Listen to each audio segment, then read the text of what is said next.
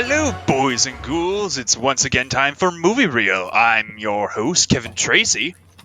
I'm Samantha Tomlinson. I'm Aaron Silva. And I'm Franklin. That's right. We have two special guests for this spooky episode. Why, you may ask? Because the episode that we're doing today is the classic 1996, I almost said 69 movie, 96 movie from Dusk Till Dawn. Honestly, that still would have been on par for this movie, I feel like. Yeah, so Aaron is with us for the third time. So, yes. Yeah, you're a thrice guest hoster. And I guess I must be doing something right. Yeah. And Frank, I love how rather than saying Frank Bourne, you just say I'm Franklin. Yeah. like you're the, what was it, the turtle? The kid's character, Franklin. He's in incognito mode. That's true. Yeah. I'm in a witness protection, so. So you use your full name? So that's the only thing that changes? Yeah. Yeah, you just don't use your last name. So who wants to talk about Dusk Till Dawn? Because I don't. I do. So yeah. Okay. What a great movie. Let's just put the record straight here. So Frank and I, we are in the camp of we enjoy this movie. Yes. Like, isn't that yeah? And Aaron more or less hates this movie, specifically the second half. Specifically the second half of this movie. This is the first time I've actually finished this movie, though. So I don't feel like I was qualified to rate this movie objectively before I actually finished it, and I liked it a little more on the second watching than I did on the first. We haven't escaped the bowels of hell, but I did like it a little more having watched the full thing. Yeah, that's right. I forgot that you basically stormed out when we first watched this. I didn't storm out. The first time we watched this movie, we got to the halfway mark, which we'll discuss in a minute, and I got so angry that we stopped watching the movie and watched something else. We watched Reservoir Dogs instead. Yes, we did. Yeah. a family picture. Yeah.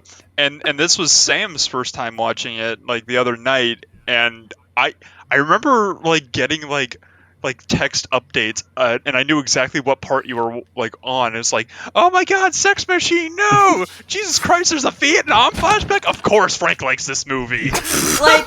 I didn't say that. Called out, Frank. I didn't say know. that. I feel really called out right now. I know. I did say, of course. I said there's a Vietnam flashback. Of course there is. It was all in caps too. I was just oh, why not? Of course there was by this point. Yeah, but I mean, later on you did text me saying okay, I can see why Frank likes this movie, and I can see why Aaron hates this movie. But now I never really got a gauge on what your opinion is, which camp you kind of fall in on. This is very different than what I was expecting. It was definitely. I mean, it was it was so twisted in certain things and so weirdly fun in other elements. It had a lot of these weird aspects that almost kind of reminded me of a cult film.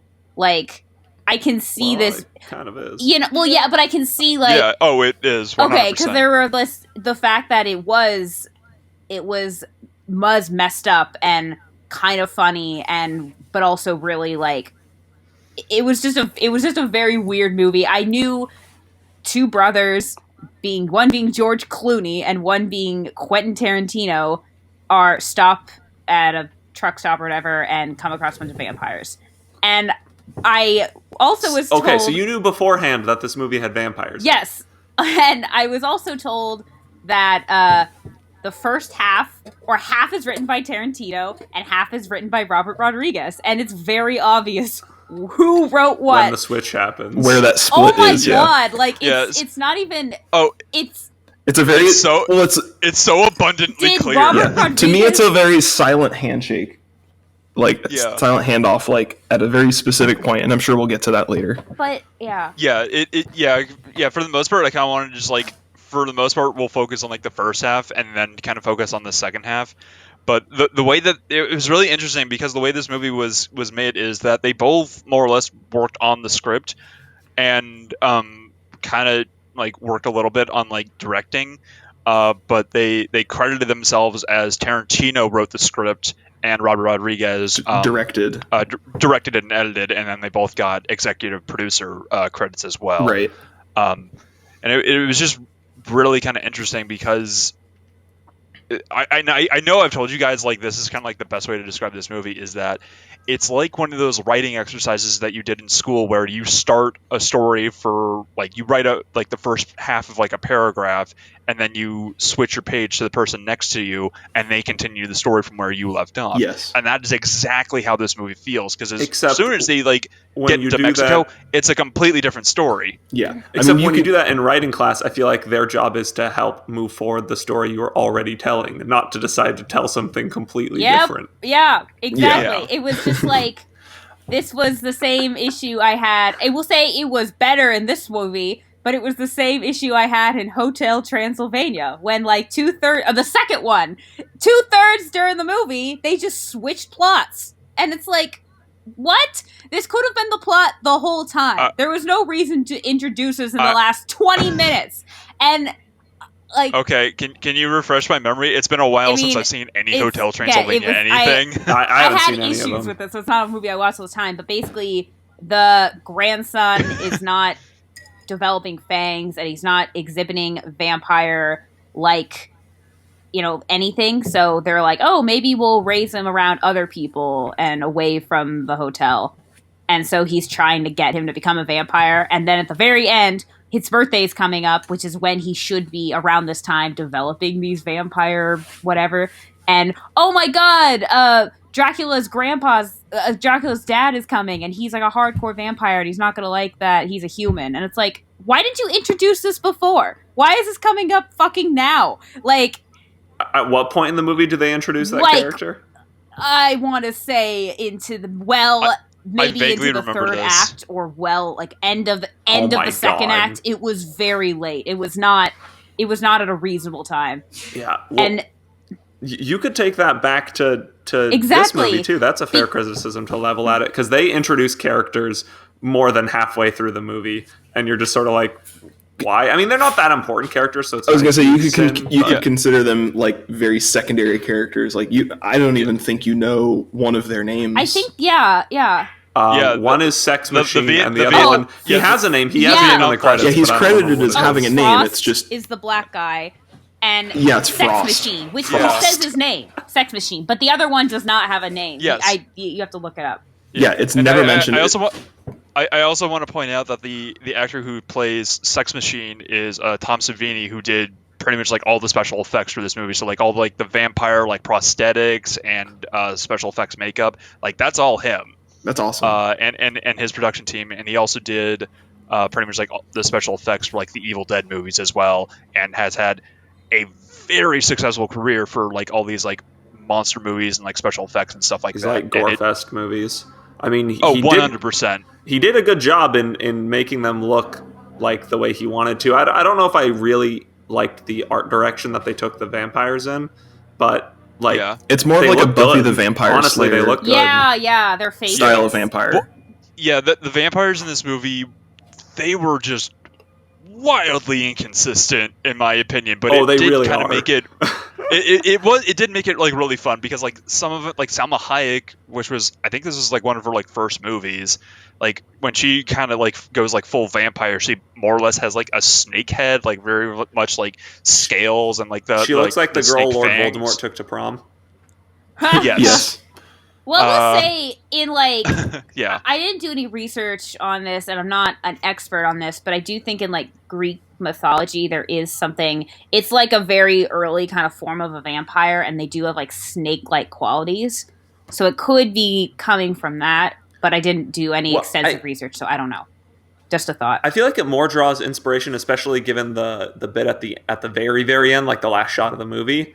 It definitely draws inspiration from the like Chupacabra legends. That inspired modern day vampires. They came from the Chupacabra stuff, which has been around literally since ancient Aztecs told stories about it. So that's kind of where they drew inspiration from. But they definitely have some, because they have like the first vampire who looks nothing like any of the other vampires, and then they have like most of the like bar guy vampires who all look roughly the same, and then the bat vampires just look completely different. And then there's whatever the fuck Sex Machine's turned into. His head gets ripped off, and then he more or less just turns into like a giant rat. Where did that come from? It's not important. It's not important. But it was really funny because like when that was happening, I was watching this with my mom, and my sister like came downstairs and watched this, and it's like, man, Princess Bride got really weird. That is it's an ROUS. It's a very strange ROUS. Yeah, rodent of very unusual size. Those rodents of unusual side. The fire swamp turns into the titty twister.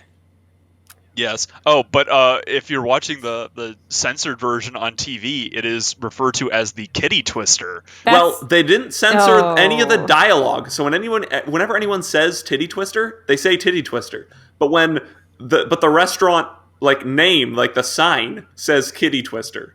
I know. I was like very confused by that as well. I was like, what's the point of censoring the like billboard if you're not going to also censor the dialogue?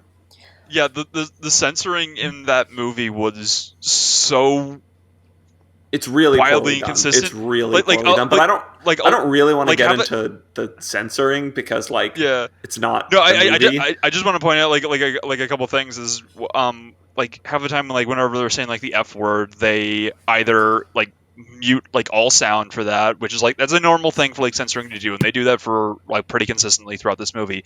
But then some of the times when they say the F word, they say like funk or frick or like what, like they like dub it out with like another like F sounding word. Mm-hmm.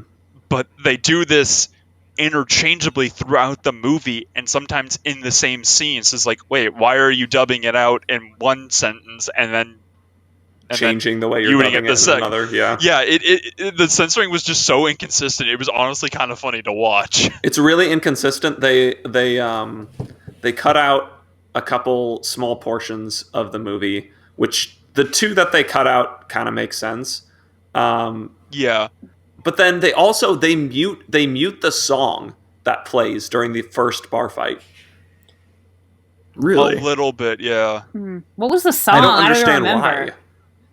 I just remember it was like the vampire band, and I guess they were just saying something like a lot of profanities in Spanish. I honestly don't remember. It's been a while since I've seen the uncensored version, so I can't really guess as to what was actually going on.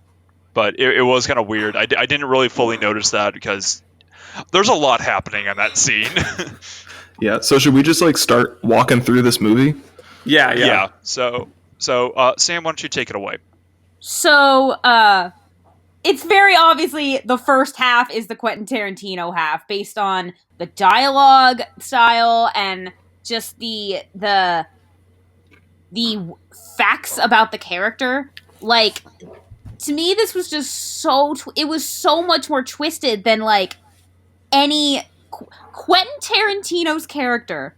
So it's the Gecko brothers, Richie and Seth. Which I love Seth. That's the name they picked for George Clooney.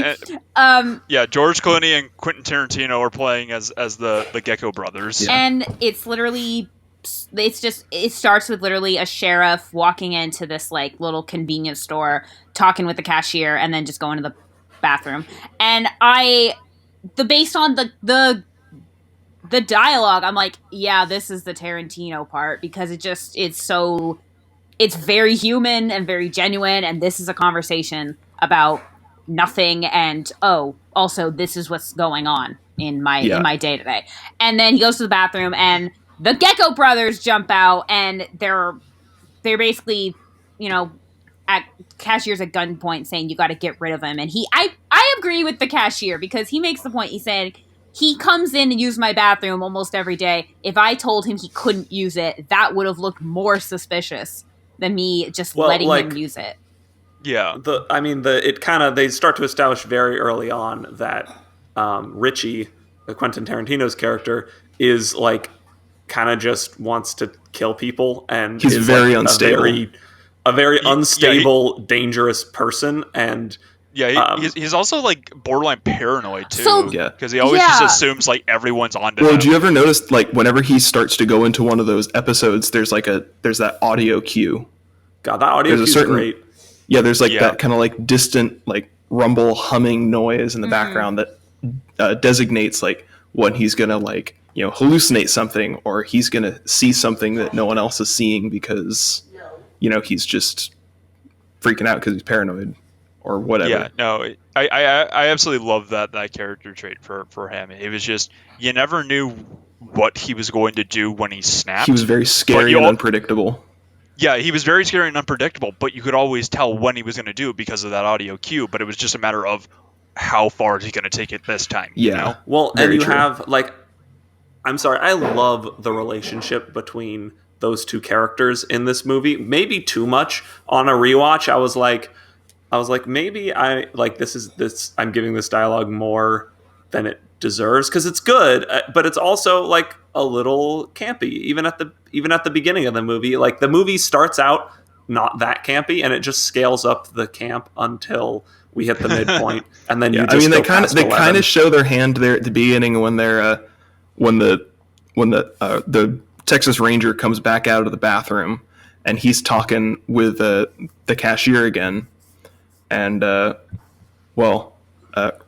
Richie puts a round through the back of his head, and chaos ensues. If we want to move on to that, because that's in classic Tarantino fashion, it is just a very very bloody encounter, and it just ends in like the most spectacular fashion that they more or less like they burn the cashier alive. He then dives over the counter after firing like an entire like magazine, like his gun. Yeah, his magazine. Like I don't remember if he had a revolver or not. I knew Seth had a revolver, and he has a revolver. Richie has a semi-automatic. Yeah. I think I think he has like a 9mm or something like that. We gotta point out at this point, the cashier shot. So the Tarantino. There's that Tarantino was convinced that he mouthed "help us" to the sheriff. Throughout the movie, I wasn't quite sure if this was supposed to be just like are we supposed to assume he was or wasn't, or is it just that he is very paranoid and unstable and just was saying it because he wanted to create chaos? But he is convinced, which is what starts this whole thing, and the cashier shoots him in the hand. He has a hole in his hand, and he fixes it by wrapping duct tape around it. And I'm like, what is that going to do? And then doesn't he spit like... And then he spits Jack Daniels into it. Yeah. It's like, this will sterilize it. Well, not anymore. You spit it out, you monster. Yeah. But I did love when they blow up the store and they're walking away and just like... And George Clooney's character, he says, like, I am not like a killer. I'm a thief. I only kill when I have to. I said keep a low profile. A low profile does not mean taking a hostage. It does not mean shooting someone. It does not mean blowing up. I did like that bit of dialogue because it was, very classic Tarantino of it's such a messed up conversation. It's kind of like when, I don't remember the name, but the guy in like Pulp Fiction that gets his head blown up in the third part. Oh, Marvin. Yeah, where it's just this, and they're upset. Like they are upset. He's upset about this. They're not freaked out and grossed out. Yes. Yeah. They're not upset about the correct thing. And then they just drive off. Well, and they're more or less just like, oh, well, that's just a mild inconvenience. Yeah, it's like someone's going to see all this blood on the back window. Like, what the hell? Shit. Well, and that shot when they're walking away from the bar and the whole thing's just exploding is so good, especially because they are really arguing about lying low while the entire freaking gas station is like just goes up in flames and propane tanks are exploding and there's rubble and debris falling all around them. Yeah, right next to them and past the car, too. It's like, how are they not even flenching the fact that there is debris and rubble falling right next to them? Yeah. That's what I thought was really funny. And they jump in the car and they drive off, and then we get probably like one of my favorite songs in the soundtrack of this movie, which was Dark Knight by the Blasters, I believe. Yes, that's correct. It was just... Yeah, that is correct? Yeah, that's correct. It's the Blasters. Dark Knight. Yeah, I've been listening to that song a lot. It's a really good it's a really good song. And, like, the soundtrack of this movie is pretty top notch. I absolutely enjoy it. Yeah, it fits really well with this kind of like grindhouse style of film. Yeah, 100%. And it was just kind of like, okay, I can definitely see why Tarantino and Rodriguez work together for this, because it does seem like on par, like it seems on brand for both of their types of movies, and they kind of like repeat that kind of similar magic when they did the grindhouse double feature of Death Proof and Planet Terror, like 20 years later, in like the early 2000s, which that is another like set of movies that I do kind of want to continue with, probably like the same group of people here, because that is a very much like it's one Tarantino movie and it's one Robert Rodriguez movie, but it's their own individual movies, so you kind of get your wish, Aaron, of it being like the same consistent movie through and through. Okay, that does sound interesting. Yeah, but it's just the chaos of the second half for Planet Terror and like the mannerisms and dialogue from a Tarantino movie in Death Proof. And it's the best of both worlds in their own two separate movies, but it's packaged together as one like double feature, which I thought was really cool. Awesome. Yeah. I've been curious about watching Death Proof, just haven't gotten around to it. Yeah, I've seen most of Death Proof. I've seen Planet Terror a couple of times, and holy shit, that movie's just insane. And it weirdly star-studded as well. Like Josh Brolin's in it. Wow. They had the Ranger, Michael Parks, who's the guy who got shot like in the very beginning of this movie. He's like in it as well. I want to say Danny Trejo's in it. Danny Trejo's just in every Robert Rodriguez movie. I think so. Yeah. I mean, he's also in Spy Kids, right? Oh yeah, he is in Spy Kids. And same with Cheech Marin. And I remember watching a review of this like years ago, and the secondary title that this guy gave this movie was The Tale of Three Cheeches, because Cheech shows up and has three different characters throughout this movie. Yeah. So the second time we meet Cheech Marin's character, he plays three different characters, and this when we meet his second character, I at first thought he was also the Border Patrol guy, and I thought he was gonna be like, hey, wait, you're that guy who and his son, and I thought he was. It was you thought he was gonna rat them out. He was gonna snitch, or that they were gonna be like, oh shit, is that the Border Patrol guy? We can't let him see us, like. And then, no, he just plays three completely different people in this one movie. And I will say, the first time he has no mustache, the second time he has a mustache and beard, and the third time he has just a mustache. So, technically... Tells you what order they shot those scenes in. Yeah. Well, no, he had no mustache. Oh, yeah, he had no mustache and beard at all. It's a lot like Peter Sellers in Dr. Strangelove. You know? Yeah, I can see that. It's like, I'm just gonna be in the same person, but I'm gonna play three completely different characters because I can. Yeah, it was just really funny seeing Cheech, because you mostly know him through like, you know, Cheech and Chong, like just kind of like the stoner, kind of like bumbling, kind of like idiot kind of character, like comedic relief. And in this one, he is kind of the same, especially with like the second character, because he's more or less just kind of like, it's like, hey, come on down to the titty twister, and he's just saying like all these like really perverse things, which this was like one which of are cut out of the censored version. You just get to watch him get beat up for no reason. Exactly. He literally is like, hey, you can't come in here, and then just George Clooney just beats the shit out of him. But yeah, in the actual version, he's just saying like, it's like, oh, come on down, we got all this stuff. Like, I don't really want to say it, but you know what, I can say it, because the scene where first of all, I did think it was ironic at the titty twisters that he was saying how we have all different kinds of pussy, and I literally was like, he was listing off every single potential type, and I think my jaw just dropped, like what is this movie? Like, why? Why? What's kind of ironic about it, though, is that the whole point of that bar is that they're literally preying on the biker, like the prostitutes are preying on the bikers and truckers who are coming there. So in a way, like, they're the ones who are actually eating people, right? Like, Yeah. I think it's funny. But yeah, it is still a little over the top.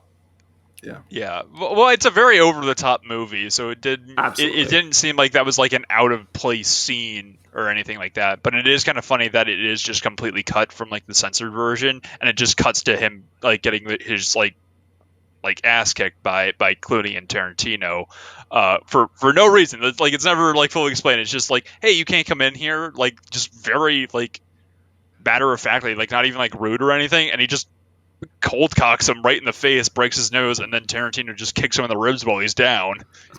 Yep. So it's like, okay, moving on. I'm not that familiar with Robert Rodriguez. I've obviously seen more Tarantino stuff. So I mean, you've seen Spy Kids, right? I think I've seen I've seen Spy Kids, and I saw Shark Boy Lava Girl a long time ago. But that's about it. Well, then it's basically the same movie. But I in terms of what I've been told is his best work, I have not seen. Like Machete. I mean, he just makes El Mariachi. Is he the one that did Sin City, or was it he did Sin City. Watchmen or The Watchmen or something? No, he did not. He did not do Watchmen. Who am I thinking of? He did Sin City. Sin City. Then that's what I'm thinking of. And Sin City, that was Tarantino and Frank Miller. Wait, so that's not Robert Rodriguez. So then never mind. For sure. I was looking up his credits the other day. Okay, maybe I messed something up, but I thought for sure that was him. I'm looking at. Oh no, wait, he did direct. Okay, yeah, there we go. I was gonna say, I thought for sure that was him. Like I wasn't expecting it to be 3 directors.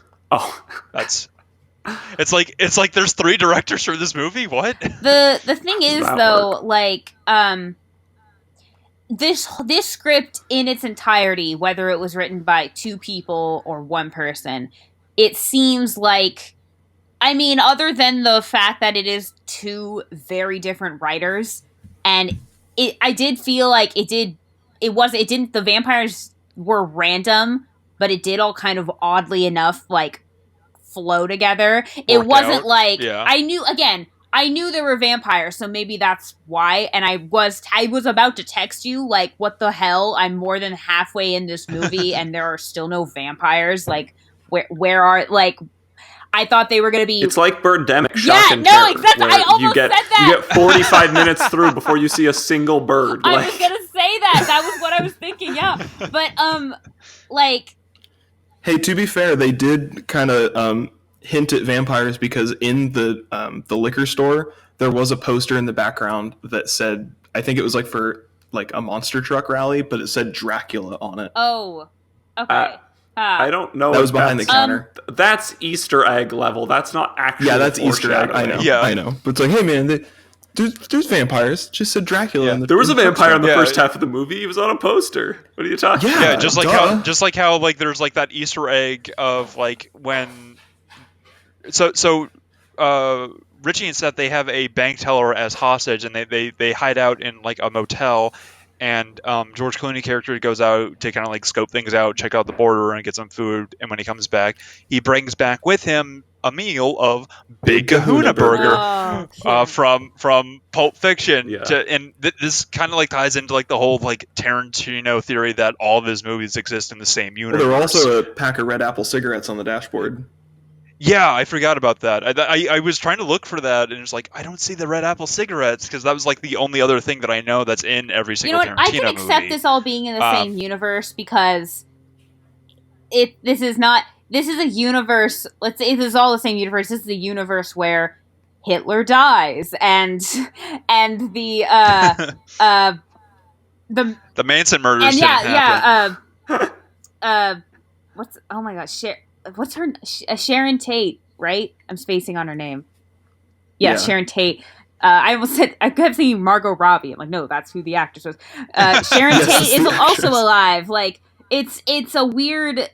He just kind of messes with things that happen, and he's writing something else, and that's perfectly fine. And it's it's fun in a sense, but like, So that I can totally get on board with everything being in the same universe, because there is no, everything is obscure and odd enough that sure, why not? And everything's hyper violent. Yes. Everyone has really high blood pressure. Yes. This was it's because of all the Big Kahuna Burger. So around this time when George Clooney goes out to like scope out and brings back food, we find out through like a news story that Seth was in prison. Richie got him out. Right? Richie got him out. Yeah, he busted him out in court while he was in like a court hearing. They took a bank teller, right? They took her hostage. Yeah, they robbed they a bank. took a bank teller hostage. They accidentally ran over a civilian and they killed. Like I remember in like the newscast, because they were interviewing the actor John Saxon, who was like probably more famous for his like roles in like the Bruce Lee movies, like Enter the Dragon, stuff like that, like early like kung fu movies, and he was also like the dad, like the sheriff in the Nightmare on Elm Street movies. And it's like, I remember watching this with Mom's like, okay, what do I know this guy from? I know I've seen this guy in something. But so that was kind of funny. But they do kind of like a tally of like, oh, they've killed 6 Rangers, 7 officers, and 3 civilians, bringing the death count to 16 or something like that. Which, by the way that she's reporting this is just such a classic like late 80s, early 90s 24-hour news cycle way of like reporting it. She's like, because she's got that like kind of like pep and air in her voice, and she's like, I'm really excited to tell you about all the people that these horrible men have killed. But yeah, it's just stay tuned. Yeah. But during this during this segment, we find out that Tarantino's character is a sex offender, and when George Clooney comes back, he tells the bank teller before he leaves, if you want to live, don't talk, don't move, don't do anything.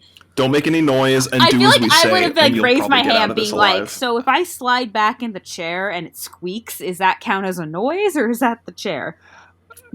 Well, then you talking and asking a question would mean that you would get a bullet that's in your what head, I was also thinking. Yeah. So I guess like maybe probably why she didn't clarify. I also really liked like Clooney like going over like the rules is like, you don't mess with us, we don't mess with you. If you ask a question, Mr. 44 answers. If you try to run away, I got 6 friends that run faster than you. It's just like, it was such a very intimidating. It's like, it's so good. Really, it's so good. This is really good dialogue right there. I absolutely love that. And everything that's shot like in the hotel and everything like before that, I loved how it was shot because it felt so claustrophobic. I felt so uncomfortable watching it. The whole movie the whole first half of the movie is very claustrophobic. Yeah. And it's like everyone 100%. Is really close and everything is like, really closed in, and I felt like I was right there and it was really uncomfortable, which is probably what they were going for. And I thought that was wonderful.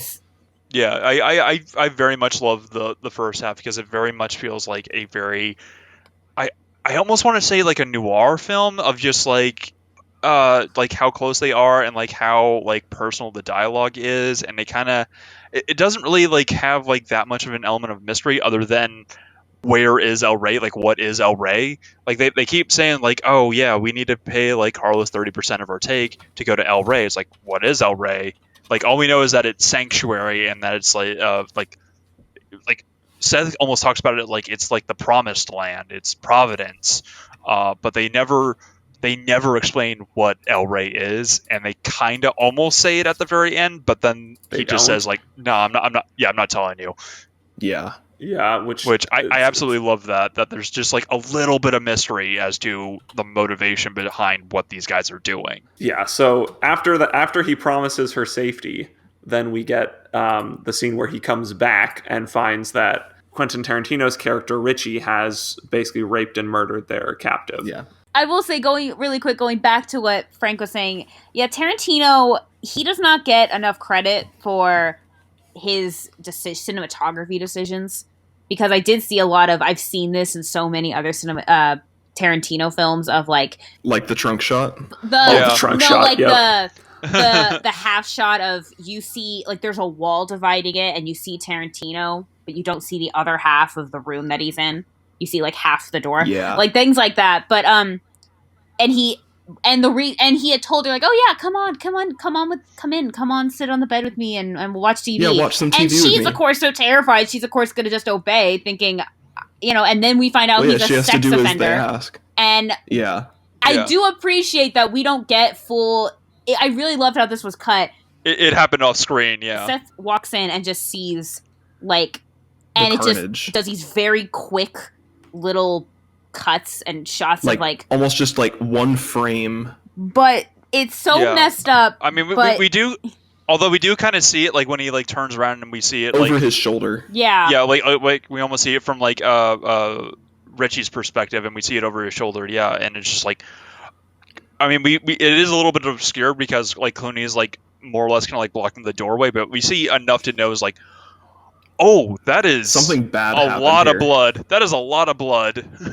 Yeah, and then that scene further cements Clooney and Richie's relationship, given that he gets pissed and he basically slams Richie into a wall, but he's still he's my brother. He's fucked up. He's messed up, but he's my brother. And I just he has this fantasy that he can fix him, Yeah. That if he enforces it right and does things right, that he can teach his brother to be a professional. El Rey right? is going to save them and exactly. fix his brother.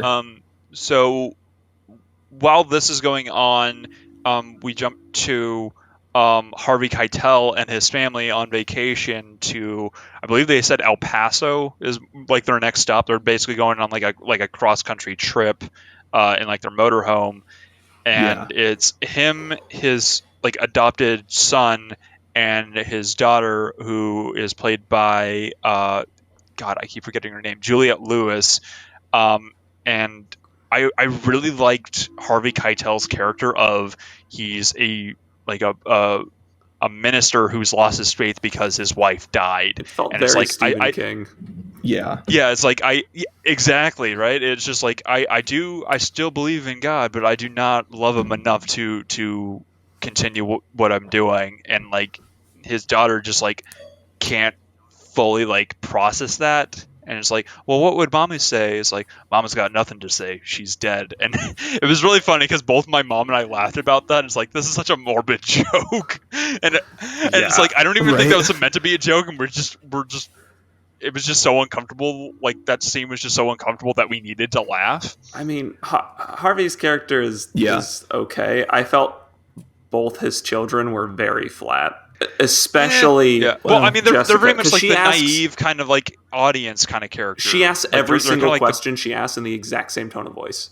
Watch the movie over again, and she asks Clooney if they're going to die in the exact same way that she asks him about their mom. I don't know. I did not like her very much. I didn't really have an issue with her. I felt the both her and her brother were just kind of the proxy for the audience of just all right, this is what's happening, and it was just kind of more or less this is what the audience is going to experience because it's through their shoes, because they're the I guess the innocent bystander type character that we're going to be experiencing all of this through them. I thought that was more or less their purpose in this movie. I do understand, I do agree with you, Aaron, she was a bit flat, and Scott, that her brother, didn't really have much of a character. He's kind of a non-entity. He has the one scene at the border where he has character, and it's well, maybe he'll get more as the movie goes, and then that just doesn't happen. He also has probably the least amount of dialogue in this entire movie, and that's including the characters that aren't introduced until they get to the titty twister. I don't know. Sex Machine basically doesn't say anything. Yeah, but he has more But he has more character. He has more character in his whip than whatever his name is. Sam. His crotch revolver. Yeah. And his dick gun. His dick gun. We'll get his to dick that gun. But that's the first sign to me that when I was watching it the first time, that was the first thing where I was wait, what the fuck? Why is that there? What the fuck? Also, that they kind of a side tangent. They made a From Dusk Till Dawn TV series that went on for about, I think, 3 seasons, and the first season more or less kind of does a retelling of the first movie, and but like very different. Like they had like their own different like story elements and different characters, and it was very entertaining. But the actor that they had playing their version of Sex Machine was played by Jake Busey. Ew! And it was so funny. Jeez. Jake Busey is terrifying. Yes, and that's what made that scene, it just had that character so much more entertaining, in my opinion. Because they even gave him, like, the crotch revolver as well, even though they never explained why he has that or what. Like, it's never fully explained. It's just like, all right, bam! He just thrusts and just fires a bullet. It's like, what the fuck? When I saw his whip, for a second I was like, is this like a Simon Belmont reference? Is this like a Castlevania? But right. Then he had a dick gun, and I was like, I don't think that's the case. Yeah. I don't think any of the Belmonts ever had a dick gun. I'm waiting for that in the maybe come Devil on, May Nintendo. Cry. That seems more on par with like a Devil May Cry game, honestly. Oh my god, it really does. That would not be. Yeah, it's like the first half of this movie was like L.A. Noire, and the second half is Devil May Cry. Yeah, it's just completely different gameplay. So yeah, the best like way to describe this movie is that the first half is Reservoir Dogs, and the second half is like Evil Dead or Army of Darkness. Yeah, absolutely. That's a very good way. So jumping back to you, Sam, with the cartel Keitel family, not cartel. So they're traveling, and the dad wants to stop at a motel just for the night because he wants like an actual bed.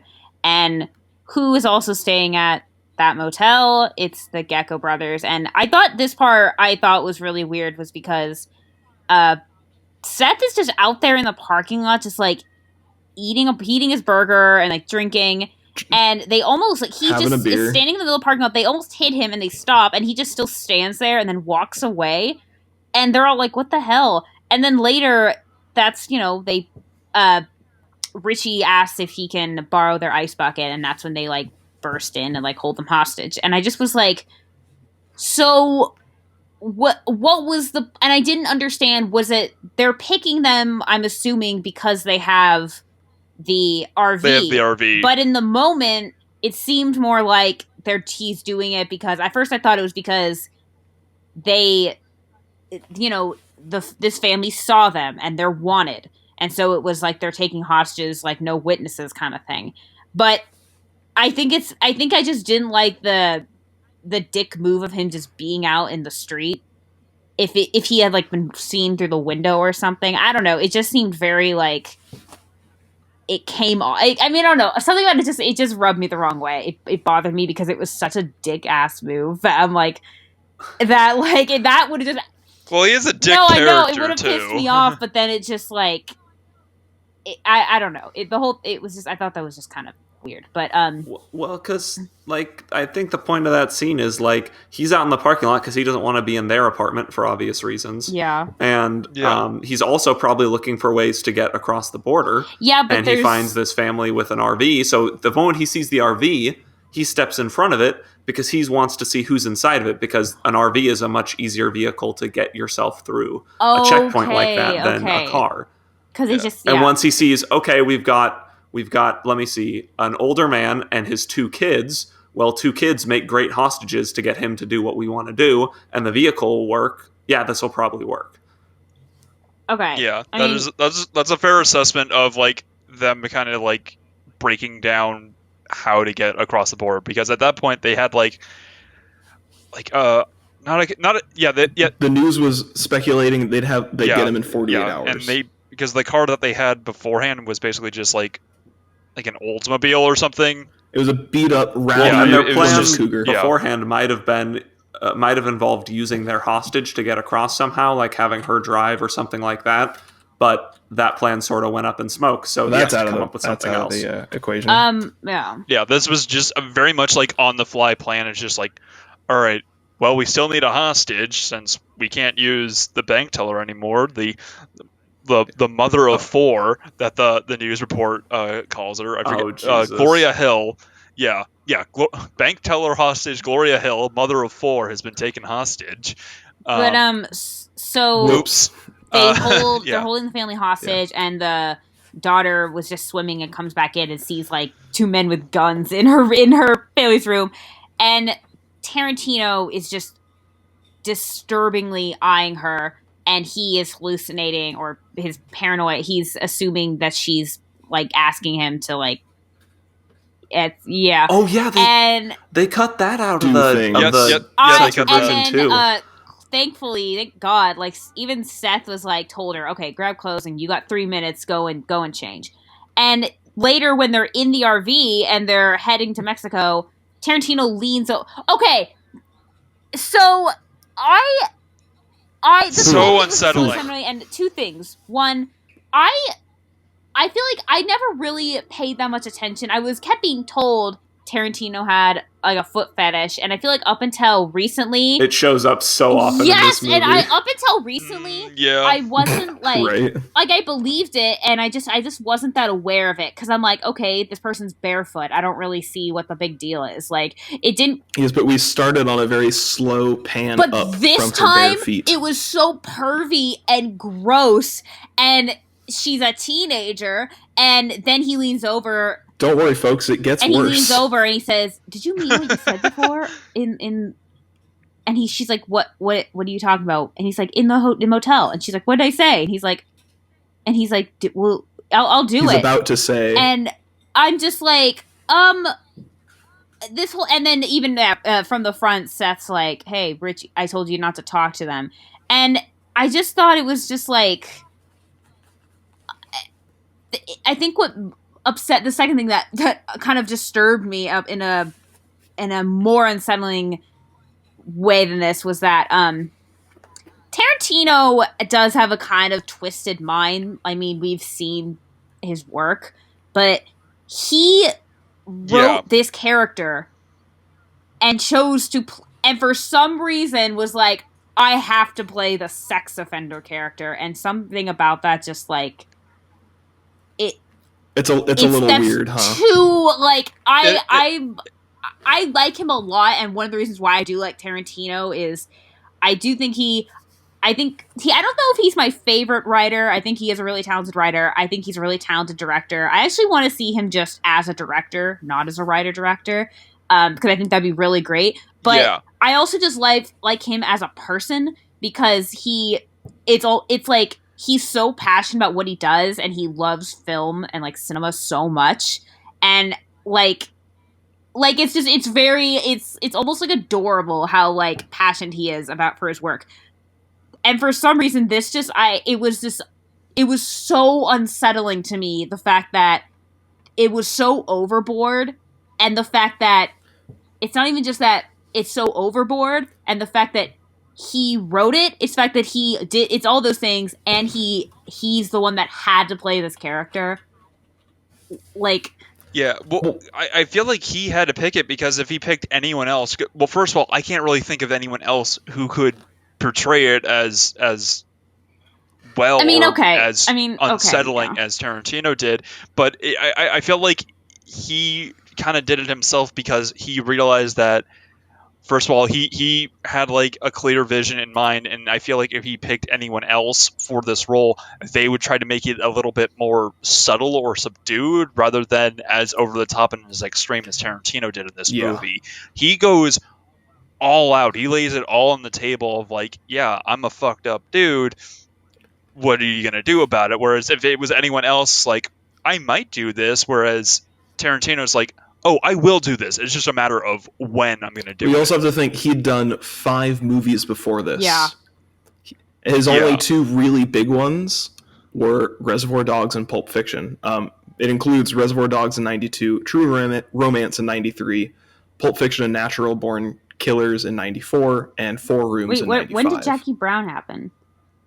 Jackie Brown was in 97. That was the year after he did Dusk Till Dawn. Oh, I was gonna guess 98. It's like it was like late 90s. Yeah. Oh, okay. Jackie Brown was earlier. So he was still pretty big in like the more of like the independent film scene, because that's where all of his had been shown before, was in Sundance Film Festival. And so I think he was still trying to like be edgy and out there, and like willing to go for this like really gross character that he wrote. Yeah. I can understand that, Kevin, that you pointed out that, and I agree. I can't. He did, as messed up as it is. It was a really good performance. I think.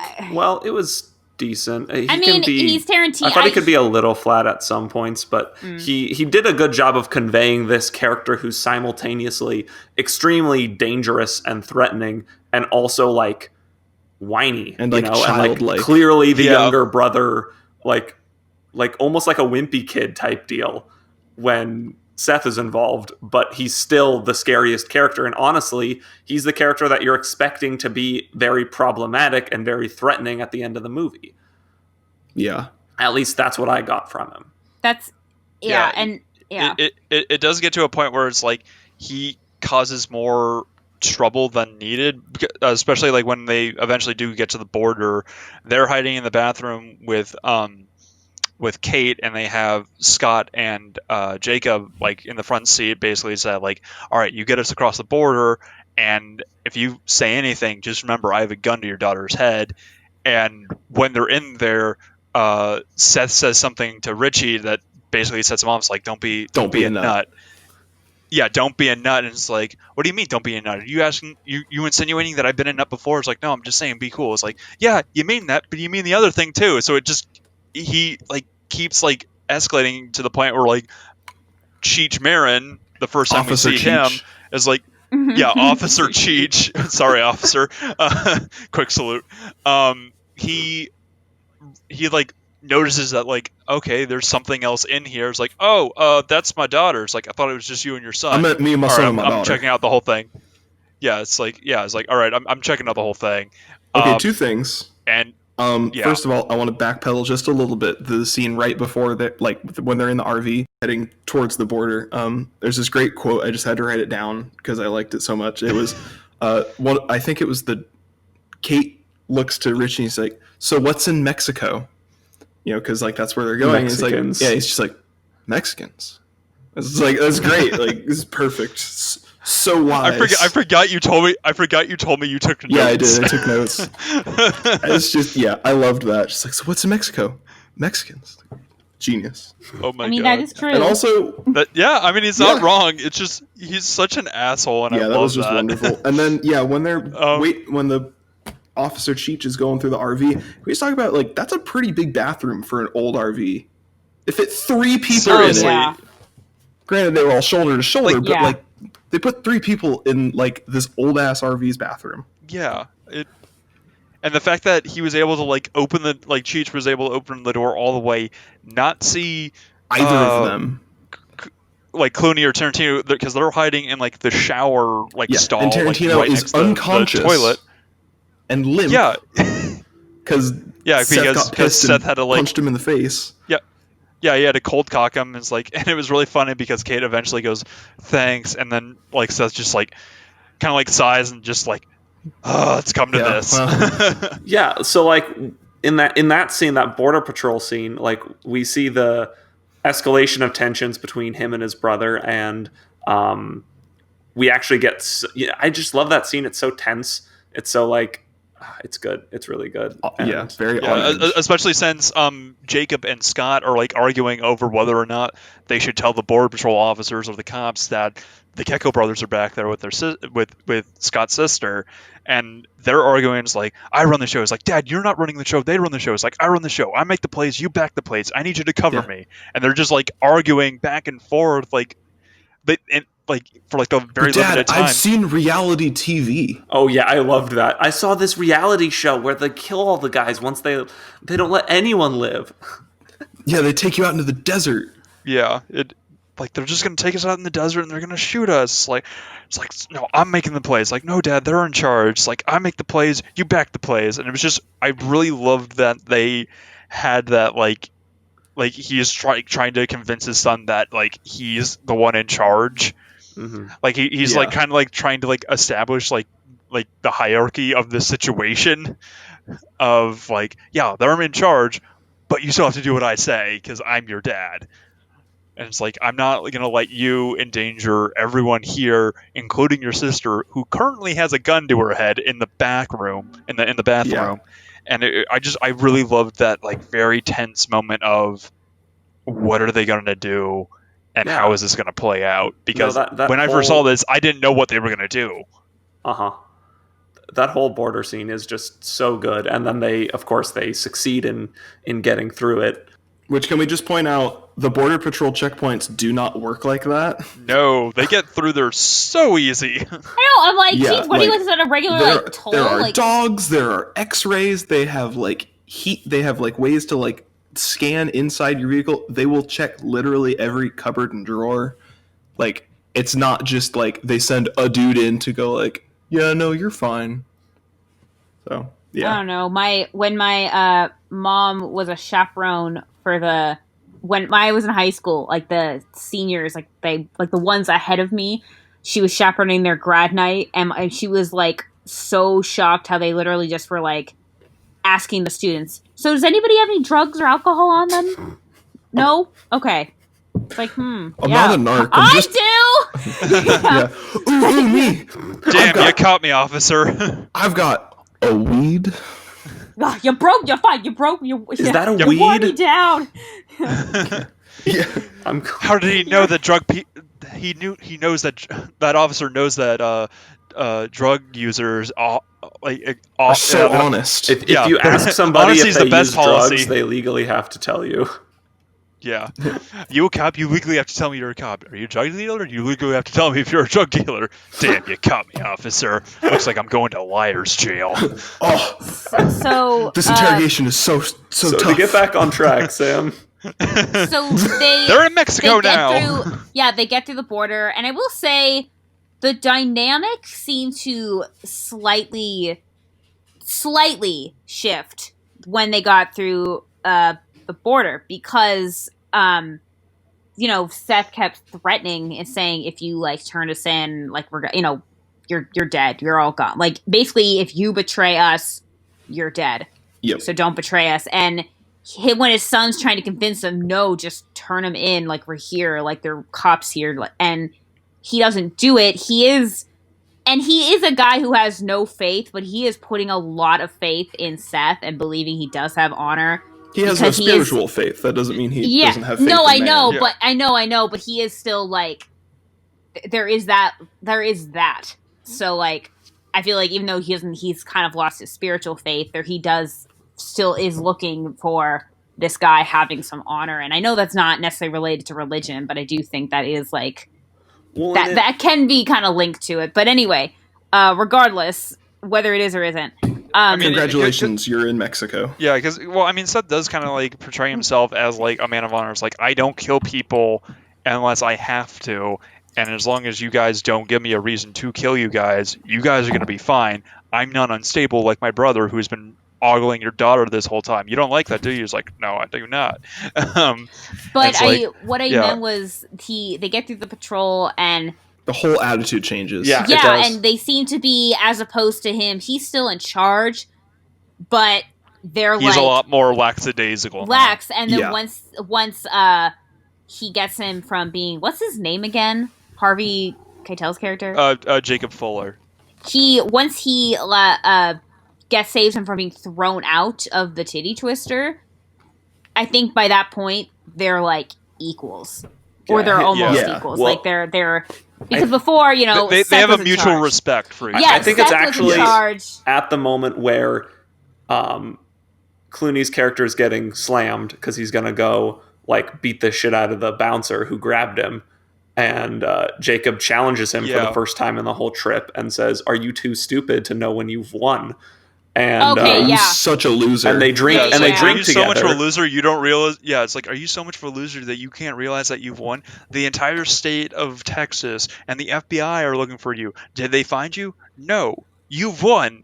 Revel in your victory. And it's Jacob, I want to drink with you. It's you're drinking with me. Yeah. They have a shot of a whiskey, and then we get the Salma Hayek performance of Santanico Pandemonium, and who's introduced an internet meme. This was the moment where everything, in my opinion, everything shifts to not be to Okay, here's where the silent handoff is for me. When you see the RV driving towards the titty twister. Yeah, and that by the is way, the silent handoff. The transition when they're driving to the titty twister, it looks like something out of like a set from like a Mad Max movie. It's just like absolutely a desolate, like remote, like there's building. Like there's like the totems everywhere. Yeah, there's torches everywhere. I'm expecting like Toe Cutter to come out and like, you know, drive around. Yeah, I was expecting like Imogen Joe just like driving like a monster truck in the parking lot, and there's like bikers just like doing donuts and stuff. There's just like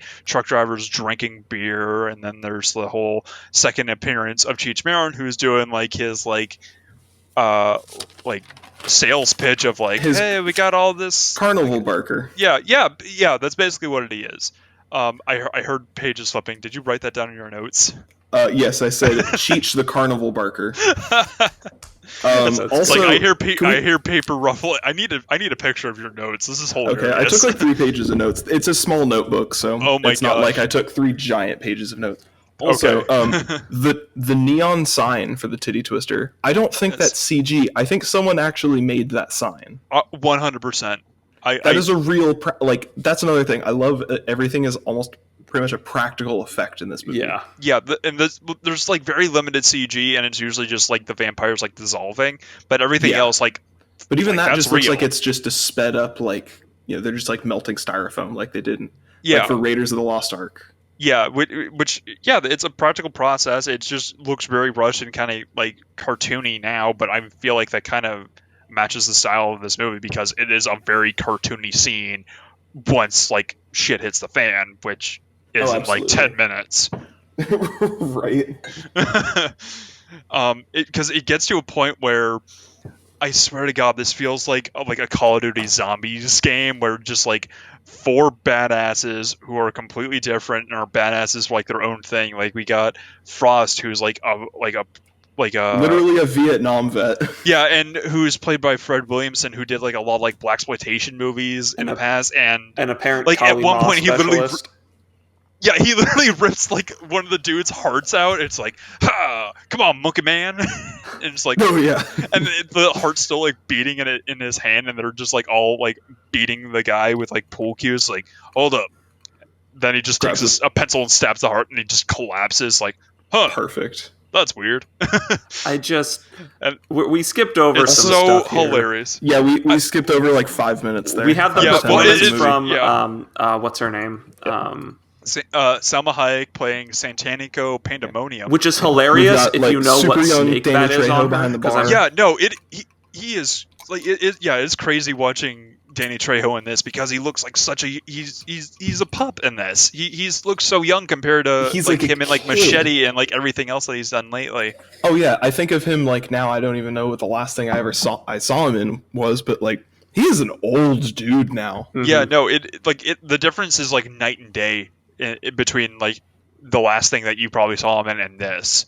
Yeah. Because like in this, it's also really weird because like I think this is the first time I've seen him without like any facial hair, and it threw me off. He is clean shaven. Yeah, because like every time I see him, he at least has a mustache. Yeah, he usually has like a mustache or like a beard and like a goatee or something. But usually like at least like a full mustache. Yeah, nowadays he's. Yeah, so like the stripper comes out and she does her dance, and we get to see another foot fetish thing going on with this isn't just like and her foot blinking, flashing red lights with like a marquee around it saying like Quentin Tarantino has a foot fetish. I don't know what's going to convince you otherwise. Yeah, she literally puts her foot in his mouth and then pours like the whiskey down her leg, and he just slurps it off of her toes. Yep, it's like. That's why he chose that character. That's why that's the real reason. It all makes sense now. He wasn't like, I know that this character I'm playing is a sex offender. I'm sorry, but like I get a foot in my mouth. When that happened, I was like, my also God, that snake that she has on her, is a it's a. God dang! I'm blanking on the name of the snake now. It's a boa constrictor. Yeah, but it's a boa constrictor, but it's a type of boa constrictor, and it's an albino boa constrictor, and those are the most placid, snakes you will find. Well, yeah, they needed something that she could like. I know. I love it. Also, that snake is probably 80 pounds, and she's still doing like a sexy stripper dance while this 80-pound snake is on her. So I think that's pretty. Yeah, pretty good. It's big. Yeah, dense, honestly, muscly snake. That's impressive. Snakes are surprisingly heavy. Yeah, yes, they are extremely heavy.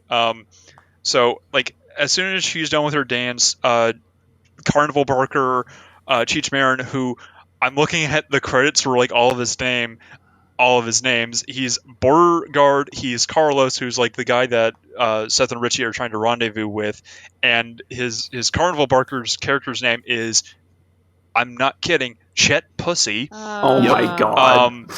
That is what he is credited as. Comes in with Danny Trejo and the other bouncer.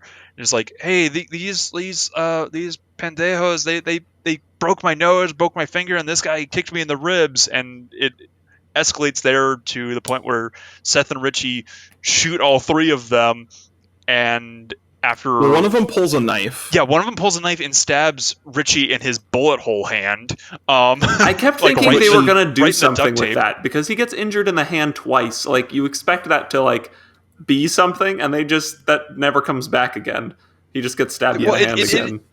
So he stabs him in the hand and opens the wound. Yeah, it stabs him in the hand, opens the wound, and then he like pulls it out and stabs one of the other guys, and then slams it back on the table. And Harvey Keitel's the only one who notices that that's green blood. And while all this is happening, Salma Hayek is just like staring super intensely at Tarantino's like bloody dripping hand, and just goes full vampire and lunges and like bites his throat out, and he bleeds to death. And this was the moment when I became extremely angry. Yeah. Actually, that's not true. What up, vampires? I was in a state of shock. And then, because you have to understand, when I watched this movie, I did not know that there were vampires in this movie at all. I didn't know that this movie was like a gore fest or like, I had no preconceptions of this movie at all, right? Yeah, the only warning that we had given you, because the only people that had seen it up to this point, because we watched it was you, Frank, me, and it was Allison, I believe, right? And she didn't like this movie at all either. No, she agreed with. She backed me up when I said we needed to watch something else. I can't remember if Reed was there or not. Reed was not anyway, there. Reed was not there. It was the four of us. Yeah. So at the time, Frank and I, like you and me, we were the only ones who had seen the movie before. That's correct. I think the only warning that we gave Aaron and Allison was that there's a twist. Yeah, that there's a twist, and once they get into Mexico, it's a completely different movie. You did tell us that much, but I have been watching these pieces being constructed by Quentin Tarantino, where he has these relationships set up between the characters, and he's set them up in a way that you're kind of waiting for things to burst, right? You're waiting for something to go wrong, and you're waiting for the payoffs to happen, right? We've set up this relationship where Richie's character is like intensely focused on Jacob's daughter, but Jacob and Seth are starting to like bond, and then we know that Richie is an uncontrollable person, and then we get into this bar setting, and it's at a point where, okay, things are starting to get more crazy and violent. I'm expecting the plot to sort of start going crazy, and it does, and then all of that, everything that's been set up essentially before this point in the movie goes out the window. Almost none of it matters anymore, because now we're talking about a completely different movie with a completely different arc and path and focus. And so I was watching the whole fight scene, because after she transforms, there's this entire fight scene where all the strippers in the bar turn into vampires and start attacking the guys, and the guys are killing them, and they're killing the guys, and it's just total chaos. The vampire band playing crazy metal music, and they're playing instruments like made out of like dismembered body parts. Instruments, yeah. And it just made me so angry, because I was just like, you had a good thing going. Was it like best screenplay ever made? No, but it was good and it had promise. And you just threw it all out the window for something that, personally I don't enjoy a ton. Like, gore-fest movies aren't really my slice. I don't mind camp, Yeah, but that's fair. It's just not typically what I'm there for. Like, Ash versus Evil Dead, fun show, but at times it got so violent, I was just sort of like, I'm not, like, I don't enjoy it that much, you know? And yeah, that's fair. I mean, this movie is not for everyone, and I want that to make abundantly clear. This movie is not for everyone. It's definitely not. And upon watching it again, and this time I knew it was going to happen, and so I tried to like open my mind to it a little more. And yeah, that basically what you have to do at that point is throw out most of what happened in your brain and say, okay, let's just embrace this new movie that I'm watching. Because if you try and hold on to what was happening, the stuff that they've set up doesn't pay off. Except there's like that one, the whole 30% thing. There's a payoff for that, but there's not really a payoff, which I thought was for a funny anything joke. else. Yeah. So we've got your opinion. Frank and I, we pretty much like have like our opinions already have been established. What was your opinion, Sam, about this whole crazy transition into chaos with the vampires? I do think, I will say this, I agree that it kind of like, in terms of payoff, I do think there is a tiny bit of payoff because of everything we've seen, and that is they are now really truly all in this together kind of thing. Like, Seth makes it like he is trying to like That's he fair. Actually at the end he is like actually like he and Kate like have each other's back, and like I do think that the stuff that happened before does it's more of like it's more of setup for the characters for what is to happen. But I do agree, I think what bothered me so much was that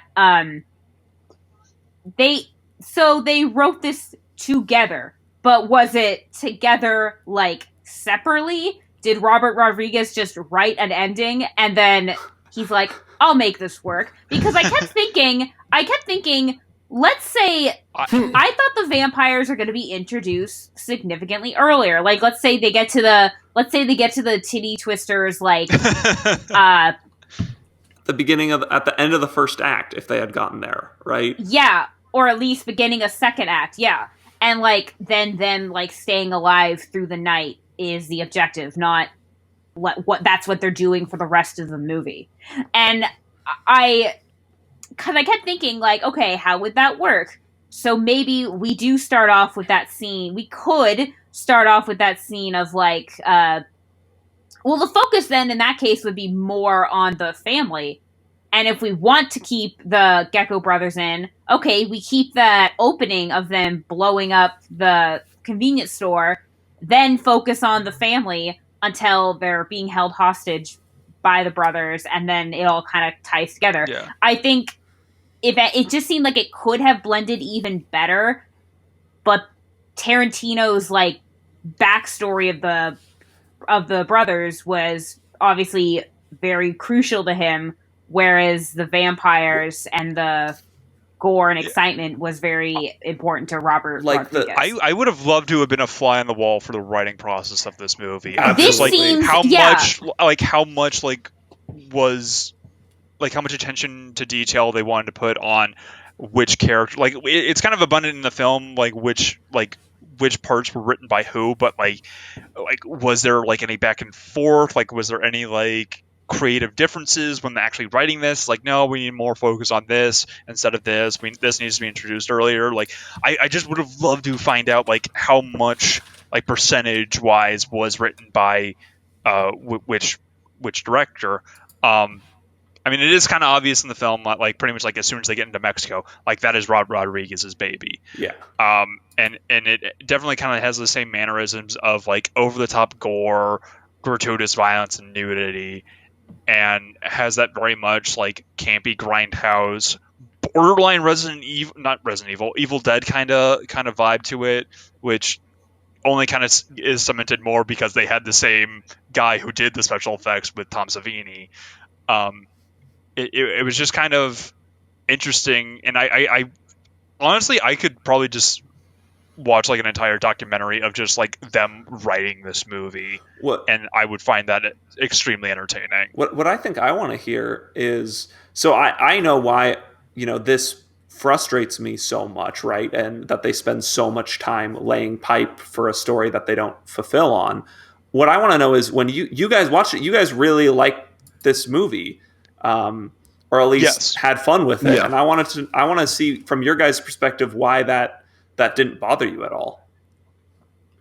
Well, for me, it probably helps because I'm not like a movie critic, and like I haven't studied film like the three of you have, and like I'm just a very, very casual moviegoer. Like I'll pick up on things, but I don't know. I just thought it was fun. I like a good twist, and this one was just like, I remember the first time I watched it, it pretty much slapped me in the face with just like, hey, by the way, now there's vampires in this like weird titty bar in Mexico. And I was like, well, okay, we'll see what happens with this. I guess this will be interesting. And I was just along for the ride, and I was just letting the movie take me where it decided I needed to be taken in that moment. And I was perfectly okay with that experience. Yeah.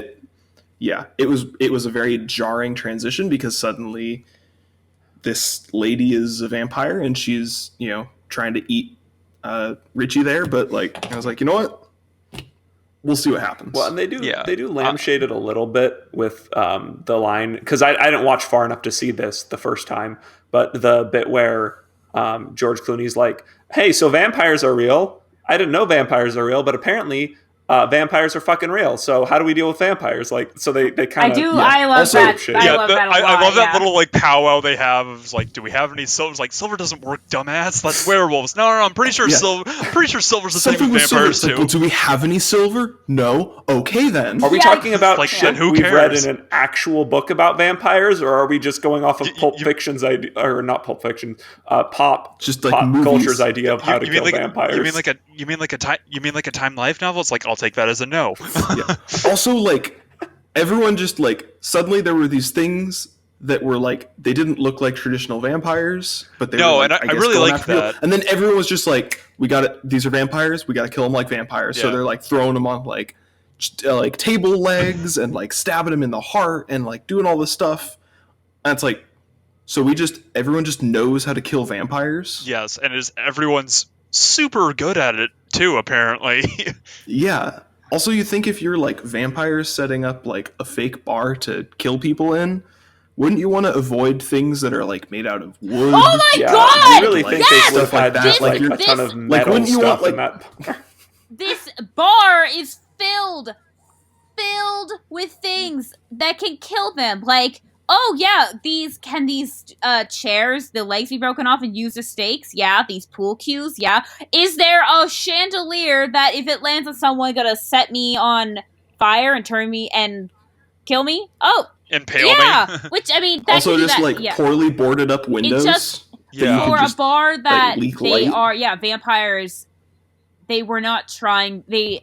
I'm assuming maybe in their case, people didn't fight back, but why would they not plan for just in case someone does try to fight back? And you can't self-respecting group of vampires puts a fucking disco ball whose entire job is refracting light in their like temple. Who does that? I know. Gotta spruce up the place. It was, the 70s happened. Oh, I love that. It's also especially funny after watching the sequel. So the second one is garbage. It literally kind of like takes place of like a separate like bank heist, and like a vampire just shows up and like kind of turns them all. But the third one's a prequel that takes place in the titty twister in like the 1800s, like during like the like around the time like they're like arguing of like, oh, I want to join Pancho Villa, and like all that shit's going on. And it's also really funny because Danny Trejo is still the bartender at the same bar. He is. But it's really funny of like how it's like fully established that like, this place has been here for a really long time, and it's made more clear at like the last shot of the movie when they're like panning out and you see the back of the bar, and it's like the top of like this like ancient like Aztec like pyramid, and you see like dried blood pooling around the stairs and like the rusted crashed and wrecked cars. Yeah. Like some of which are like like old cars, some of which are new trucks and everything. I love that shot. I honestly like want that like framed on my wall. I absolutely love. I love that shot so much. It just seems so really good. It's so like desolate, and I was like, I want to find like who actually did like the art for that. It's pretty good. Because it is it's pretty good. It's honestly like one of like my favorite shots in the movie. It turns out the movie was filmed in Barstow and Lancaster, California. So that's crazy. Like all those filming locations are very easily accessible. All right, we're doing a field trip, everyone. I just all right, ramblers, let's get rambling. Oh my god. I don't think the second half of the movie, having seen the full thing, was bad if what you wanted was, the gorefest vampire murder thing. Like, it's not bad. It's campy. It's funny. The action's pretty decent for the most part. You have characters being dumb and getting killed by vampires, which is what you expect from that movie. But it just, if you were going to make that movie, just make that movie. Don't take half of the movie to get there. If I personally fell in love with the first half of the movie, which maybe I shouldn't have. Maybe it's not as good as I was giving it credit for, and that's why I was so angry. That could have just that's just honestly, I forgot about vampires and assumed that was just going to be the movie, and it was going to be about them like they're sticky with these criminals for the night, and like what's going to happen, and like shit's going to go down, right? Because we have to meet Carlos, who we haven't heard anything about. I forgot all. You thought I was messing with you about the vampires? When I told you about the movie? I knew there were vampires, but I forgot about them. But based on what I had seen, that is what. If I knew nothing about the vampires, that's where I thought it was going to go. And that is kind of where I thought it was going to go. And then I'm like, oh, wait, how do the vampires play into this? So are you glad that I told you that there were vampires in this movie? Or would you have preferred that you would have actually been surprised? Because I kind of wanted to avoid a situation where you fell in love. Like, the situation that Aaron kind of fell into where, like, he got completely floored. This movie comes up in conversation with you guys ever so often. So I knew there were vampires. I feel like that would have been hilarious if I didn't. And a part of me kind of wonders what that would have, I mean, I guess Aaron, I can ask you, but like that idea of just not knowing and then suddenly there's vampires, like I would have been like, what? Like, I can only just imagine what that must have been like to not know. Oh, that was it. Yeah, I feel like the intended experience is to know, because if you looked at any of the marketing materials for this movie or any of the trailers, that the fact that this was the type of movie it was would have been obvious to anybody actually going to watch it. Yeah, but I knew that if I told you like there were vampires, because I knew when I was like pitching this movie to you for us to watch it, that you don't like horror. Like you like, that's not something that you necessarily don't like. It's just something that you like. That's not your first choice. That's not your wheelhouse. And I respect that. Everyone has like their own taste for movies. But at the same time, I was primarily pitching this to you as a Robert Rodriguez Tarantino movie, and casually leaving out the fact that there is like vampires. But I feel like knowing that it is a film, co-directed by Robert Rodriguez and all that, and he's like heavily involved, I feel like that would plant some sort of a seed. Like, I am not great with directors. I didn't know who Robert Rodriguez was when you were telling me about that. Had I known that he was the guy who directed Spy Kids, I may have tempered my expectations. And you said it was half and half, and I was like, I don't know what kind of director Robert Rodriguez is. I guess we'll find out. And then I just got so involved in the first half of the movie that you kind of forgot about the second half. Once we hit the second half, I just and even the second half that they have, I feel like didn't make use of, like, they have this character with Richie who I expect them to, even barring vampires, I still expect them to do something with him, and he comes back to life as a vampire and then immediately dies again. Yep. Yeah. Like, immediately. I was like, what was the point? It's like, I don't know. I feel like it was kind of supposed to be more or less closure for Seth. Like, let me give you the peace and death that I couldn't give you in life. And it's like a very emotional thing. It's like, no one's killing my brother. I will do it. I will put him out of his misery, because he has had a miserable, messed up life, and he is a miserable, messed up person. Yeah, Richie had it coming. Yeah. That's what I have here in my notes. Yeah, I didn't, honestly, because Richie was just so unstable and he caused problems. He honestly was like the Jar Jar Binks of the geckos. Like the Jar Jar Binks of the Perfect. geckos. Yeah, That is the name of this episode. The only way this movie Like- could have been more jarring is if instead of vampires, he turned into fucking Jar Jar Binks. He turns into a Gungan. Yeah, they're like 5 years before that character existed. Lord. in the sense of he keeps messing things up. And I was fine when he died. I will say, I think for a second, I did think, like, it was kind of like, he didn't want to kill his brother, even though he's a vampire. And then the second it realized that he was going to totally kill all of them, they're like, okay, no, we can't risk it. Yeah. And I did I did kind of like that. I did like this half of the movie. It was fun. It was just so, like, and even though I knew there were vampires, it was just such a 180.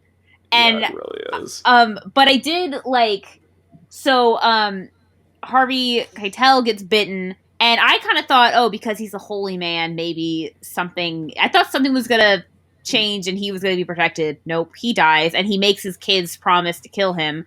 And then it did take him longer that's to a become surprisingly a vampire. dark bit for the rest of that this went on for like movie. a little too long. I'm like, of him trying, like saying, you guys gotta kill me or I'm gonna kill myself. And he does it with the daughter. And then she's like, okay, fine. And then does it with the son. And it was just like, Yeah, well, it could have been both of them together. It didn't, I don't know. Well, at first he's like, all right, I want you all to promise me. And they all, like, promise, like, me. He was like rather reluctant. Is like, all right, now why don't I believe you? It's like, all right, I'm going to kill myself right now if you guys don't agree. And since I'm already dead, it's technically not suicide. I'm not going to hell for this. And he's like, that's a very valid argument for what you're doing. I hate that.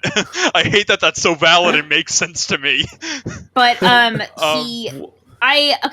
so we didn't mention this before, but they have he has an adopted son. And they did like the joke earlier when he says, this is my son.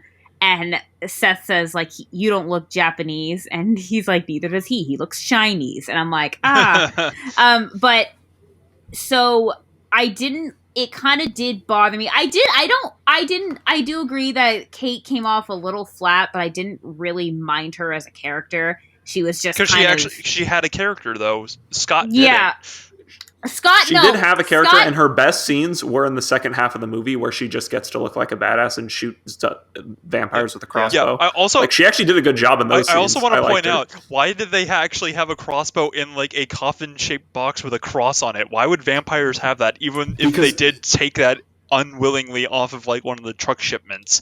They probably killed a vampire hunter. It's like, why did they have a Buffy the Vampire Slayer crossbow with decorative box as well? Because they were just keeping it away from people so it couldn't get out to kill more vampires. It's called a trophy, dude. I know, it was just, I thought that was really funny, and like, we killed a vampire hunter. Yeah, it's like, we killed Van Helsing. What about it? I would totally watch that movie, Van Helsing versus the Titty Twister. Oh my god. Could you imagine? Oh my god. I can, and it's glorious. I can kind of see it now, and I appreciate it, and I respect it. We need to make this movie. I'm waiting for the What We Do in the Shadows meets the Titty Twister to happen. Just everything meets the Titty Twister. Oh my god. Can we get that, please? Just imagine. just a couple of like vampires from New Zealand, like, oh hey guys, we're just like coming down to Mexico to check things out, see how our friends south of the border are doing. Oh, wow, you guys are doing a really good job. Really proud of you. Can I have some biker? Wow. And then when they're leaving, you can have the RV pull up. Yes. Wait, sorry. Who's these Yanks? Oh, hello. Can we get a ride? No. Okay. But okay, we need to get back on track. No, I want to, but I did think about this. So Scott is the one that ends up having to. His dad attacks him and kills him, and then he's the one that has to put him down. And then he's being attacked, and he's begging Kate to kill him. And I know part of the reason that, in the story, I get he died because he mostly died because he didn't have that much of a character. He was just kind of there. Like, he wasn't that necessary, but it did kind of, in this day and age, that is kind of outdated. It is an outdated trope because he was the minority and that he died. Yeah, so again, that's changing now, but it was something I did think about, and I don't think that I didn't even really think about it like that. I think of it it's a fair criticism. I think it's more of, again, I think it's more of, in this setting, I think it was more of he died because he just didn't really, he wasn't necessary anymore, but I don't think he was that necessary to begin with, to even have the character at all. He was fine. I had no issue with him or anything, but I think in this, it did make me think, like, I feel like if it was a white kid and he had died, I probably wouldn't have thought much of it, but because he was a minority, it was something that I'm like, this wouldn't fly today.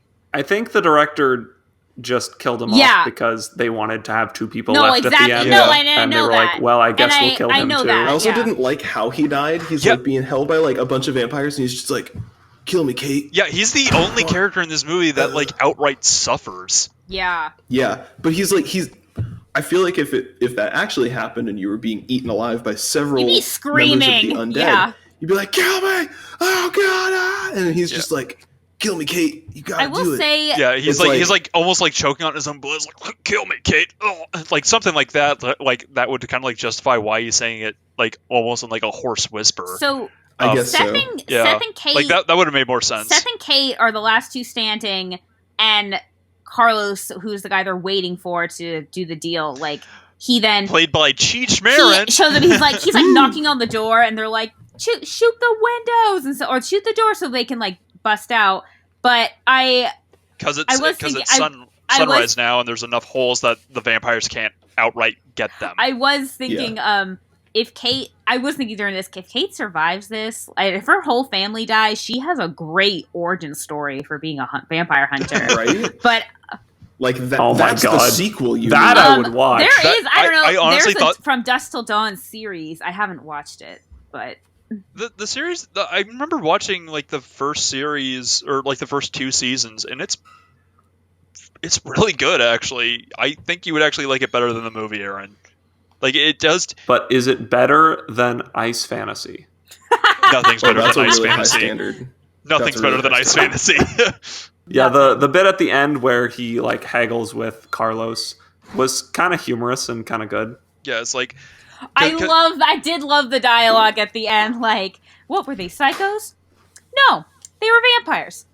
Do psychos blow up during sunlight? They burst into flames. I don't care how crazy they are. They just don't do that. Yeah, and I love how like they've just suffered the entire night, almost dying. Like Kate losing her entire family, and I'm sorry, I'm drawing a blank on George Clooney's character's name. Seth. Seth loses his brother, and just like, and then they're haggling about how much of a cut Carlos gets. Yeah, it's like, and they end up agreeing at 25%. Yeah, like 5% less than his normal cut. Perfect. And then he just ends up giving like a huge wad of cash to Kate, and it's like, then she asks like, do you need any company? It's like, do you know where I'm going? I'm going to El Rey. It's like, what's that? It's like, go home, Kate. And it's just like, so we're not going to know what El Rey is? Yeah. It's like, but she goes home. But I feel like it was kind of a missed opportunity to have. I feel like she should have gone with him. It's kind of weird to me that she doesn't. Yes, that's what I thought too. There was this weird, I did kind of like the fact that she doesn't, and she does go home. I thought she was going to say, I don't have a home. My whole family's dead. Why would I go home? But, because I think in any movie, you would expect her to go with him, or him be like her guardian, whatever. She doesn't have anybody else, but I did kind of like that they do part ways. I found that very it wasn't, again, I wasn't expecting that. I also wasn't expecting in this movie. Although I did feel like it was a missed opportunity that they didn't use either one of these characters in any of the sequels. Yeah, you would expect it to be like a Casablanca. Well, I'm sure George Clooney was hard to pin down. Is George Clooney in the sequel? No, or no, he's not. Oh, so no. Like I don't think any of it, like any of the characters from the first movie, aside from Danny Trejo as the bartender, show up again. Well, real talk, I think George Clooney is great in this movie. 100%, I agree with that. Oh yeah, I thought performance wise, he was definitely my favorite. He was fun. like, Tarantino's character, as he was gross, disturbing, it was an interesting performance. It was just, for me, it was a little too creepy and unsettling. Yeah. But George Clooney was really fun. Fun fact, it does have George a foot Clooney fetish. won a Saturn Award for Best Actor. For this? I can believe that. For this movie? Because, I mean, he is entertaining and intimidating all at the same time. Yes. And Kate's what's her name? It's like Jennifer? Juliette Lewis, I believe. Juliette Lewis. Julia Lewis. And Quentin, like Romeo and Juliet, both were nominated for Worst Supporting Actor roles in two separate, worst, the Razzies awards giving out. I forget what they were called. The Razzies. Yeah, exactly. Which they didn't win, but I thought it was funny that both of them got nominated. So, final thoughts on this movie, I guess. Like, Frank. Actually, we gotta. Frank. Wait, we gotta ask the question. Yeah, Frank and Aaron, we have this recurring bit in our shows, and I know you guys are avid listeners, so I don't even need to explain this to you. But for those who never listened, I'll explain it anyway. We asked the question of, could this actually happen? Ignoring the fact that is this real? Yeah, is this real? Is there anything about this real? Yeah, like could any situation in this movie theoretically happen in real life, if hypothetically like vampires do exist in like our world, given real world rules, do you think like events in this movie happen the way that it did? I think it's disqualified purely for the dick gun. The dick gun. Everything else is possible except that. That's a fair answer, I guess. Yeah, that would the recoil would probably hurt your crotch a lot. You know what? I'm going to counter Aaron and say that yes, this could happen because the first half of this movie is incredibly believable and like very real, very true crime. Yeah, it really is. And then you know what? They went through very practical, pragmatic methods of eliminating the vampires. Nothing was out of proportion. It wasn't crazy. Sex Machine's whip was a little strange. Disco ball, Frank. They put a disco ball in their ancient Aztec vampire temple. Well, they also put stripper poles in their ancient Aztec burial temple, but I think that it's par for the course. Yeah. I don't think those were original. All right. They've been around since the 1400s. Oh, hell yeah. That makes sense. The Mayans invented the stripper pole. I like how you've called them both Mayans and Aztecs, Kevin, and those are two completely different civilizations. Yes. Yeah, screw it. They're Incans now. God damn it. Oh. Whoa, okay. No, you just jumped a couple hundred miles Several south. hundred. You had like thousands of miles I like how you both like said like maybe a thousand. Like you guys like acted like I said like the most offensive thing. Dude, are we in South America now? Kevin, that offended me more than the shift in this movie. Oh my god. We're not friends anymore. No. Yeah, no. I know we've said this before, but what about you two? Yeah, let's go with you, Sam. I think I kind of am, as of right now at least. Again, this is only my first viewing. Kevin, you like couldn't wait to hear my opinion. I don't think I love or hate this movie. I do think there's a lot of fun things about it. I do think there's a lot of ridiculous things about it. Like, I see why you guys love it. Aaron, I see all of the problems in it too, as well. I feel like in terms of, I agree with Frank in the sense that I do think because of the setup in the beginning, in the Tarantino half, that everything did seem very realistic. I think the thing that I really do call bullshit on is the fact that these vampires literally either they think humans are too stupid to fight back, or they're just so stupid that they don't realize we're in a building filled with things that can kill us. And I just kind of thought that was bullshit. But in terms of the people in how they went about killing the vampires and like banding, there were things about that I thought was kind of believable. Yeah, that's fair. Mm-hmm. So yeah, my take on this is that I feel like the majority of this movie is very believable and kind of would exist in like a real world scenario. I do feel like it kind of gets a little silly when it gets to the montage of like them making like all these crazy weapons. Like Seth like puts like a wooden stake on a jackhammer. jackhammer. But yeah. Also, why are there and... all these supplies that can kill them just in the back? Why not get rid of them? Because they didn't know that they would kill them, and they were just holding it all there from all of the truckers that they've killed. Yeah, and I did think I did think it was kind of funny that goes out of the vampire's control too. No, I did think it was kind of funny that Jacob's son, God, why am I forgetting his name now? Scott. Scott. He has like a super soaker that his father blesses with holy water, and then he like fills up a bunch of condoms. Oh and yeah, uses them as water balloons. Also, if those funny. condoms are breaking on impact on those filled with not a lot of water, those are like the shittiest condoms. I know. I was about to say, those are the worst condoms ever. I'm glad those were probably stolen. I Yeah. really wish there was like a zinger there of like. I'm going to teach you how to use a condom, and then fills it with holy water. Talk about a broken condom or something like that. It's like wear protection, folks. yeah, that one. Yeah. Detective Condom, you're off the case. Oh wait, Aaron, you weren't there for that Detective Condom. What? No, I'm happier having zero context for that sentence. No, we were playing Cards Against Humanity, and out of the corner of my eye, I wasn't reading it head on. Out of the corner of my eye, I see the card that's a defective condom. But at a glance, I thought it said Detective Condom, and without a fucking breath, like just on beat, all like Kevin and Frank and Reed just all started going, Detective Condom, you're off the case. Detective Condom, do you have protection? I always have protection. I'm always packing. I always carry. But then it's we just like we unintentionally created like an X-rated like animated show in our heads of like Detective Condom. That's how it sounds. It's the greatest film noir movie that never was made. It never should exist. It should never exist, but I wanted to exist so badly. Given that we're on Detective Condom at this point, are we final thoughts? Have we said all we need to say about From Dusk Till Dawn? Yeah, more or less final thoughts. I do recommend this movie. It is not for everyone, so if you're going into this movie thinking that it's entirely a Tarantino movie or entirely a Robert Rodriguez movie, you're going to be like Aaron, going to be probably disappointed by one half of this movie, one way or another.